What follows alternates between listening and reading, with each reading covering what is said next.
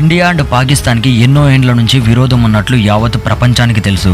But ఈ విషయం మీలో చాలా కొంతమందికి మాత్రమే తెలిసి ఉంటుంది. కాశ్మీర్ లోని లాల్ చౌక్ దగ్గర పాకిస్తాన్ ఉగ్రవాదులు ఇండియా నేలపైన నిల్చొని భారత్ లోనే పాకిస్తాన్ జిందాబాద్ అంటూ స్కూల్స్, కాలేజెస్ అండ్ ట్రాఫిక్ మొత్తాన్ని ఆపేసి ఒక చిన్న సైజ్ ఆక్రమణ లాంటిది చేశారు. అయితే ఆ టైంలో అక్కడ ఉండే legislative branch lieutenant governor Manoj Sinha and chief minister వకాంత్, చీఫ్ సెక్రటరీ అయిన అరుణ్ కుమార్ మెహతా IAS ఇలా ఎంతమంది కూడా సరైన రియాక్షన్ తీసుకోలేకపోయారు. కానీ ఒక బాబా మాత్రం దీన్ని సహించలేకపోయాడు. ఇది ఎక్కడ జరిగితే ఏంటి, నా సనాతన భూమి మీద, నా భారతదేశ గడ్డ మీద నిల్చొని పాకిస్తాన్ జిందాబాద్ అనే కేకల్ని ఓడ్చుకోలేకపోతున్నాను అని ఆయన బుల్డోజర్స్ బయలుదేరాయి. అంతే, ఇక తర్వాత ఆ బుల్డోజర్స్ ఏమి చేశాయో మీకే తెలుసు. తర్వాత ఈ ఉగ్రవాదుల రియాక్షన్ ఏంటో మీరే చూడండి.